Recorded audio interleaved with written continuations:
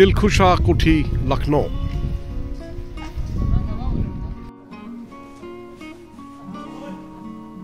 দিলখুশা কোঠি লখনউ একটা অসাধারণ রৌদ্রকরোজ্জ্বল দিন। আজকে 25শে জানুয়ারি 2025।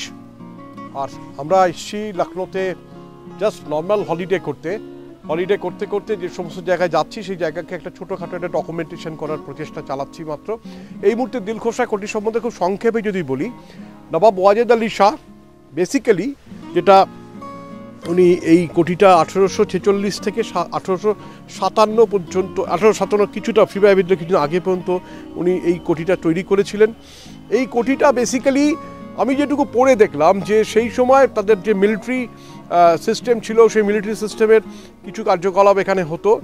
এখানে কিছু সিমেট্রি আছে, এখানে কিছু একটা মূল কোঠি আছে, তাকে ঘিরে একটা সুন্দর বাগান আছে এবং বেশ পরিষ্কার পরিচ্ছন্ন। এবং লখনউ স্পেশালি উত্তরপ্রদেশ গভর্নমেন্টের আমি যেখানেই গেছি সেখানেই কিন্তু দেখেছি একটা জিনিস, যে এরা কিন্তু এই যে সৌধগুলোকে চমৎকারভাবে সংরক্ষিত করে। তো লখনউ যখন আসছেন অবশ্যই দিলখুশা কোঠিতে আসবেন, কিছুক্ষণের জন্য খুব ভালো লাগবে। পুরনো ভগ্নপ্রায় অথচ সুন্দরভাবে এখনো সংরক্ষিত। আমি ধীরে ধীরে এই সিঁড়িটা ভেঙে উপরে ওঠার চেষ্টা করব। ওপরে গিয়ে আপনাদের দেখাবো যার একটা জায়গা, অথচ সেটা প্র্যাকটিক্যালি যার ছাদ বলে আর কিছু নেই, ভগ্নপ্রায় কিন্তু পরিচ্ছন্ন।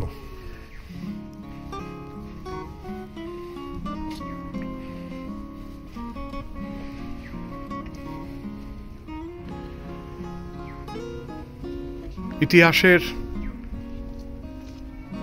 মূর্ত সাক্ষী এই ভগ্নপ্রায় বাড়িগুলো।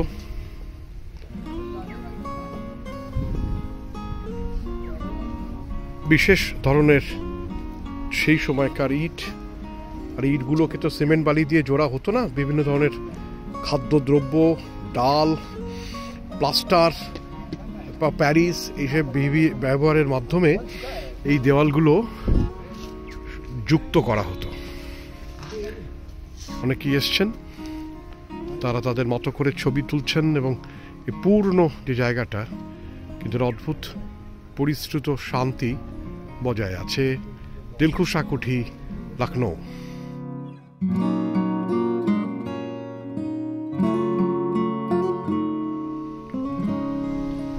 এই যে সুন্দরভাবে সংরক্ষিত অথচ ভগ্নপ্রায় লখনউর বিধানসভা ভবন থেকে মোটামুটি 3 কিলোমিটারের মধ্যে এই কোঠিটি হচ্ছে দিলখুশা কোঠি লখনউ।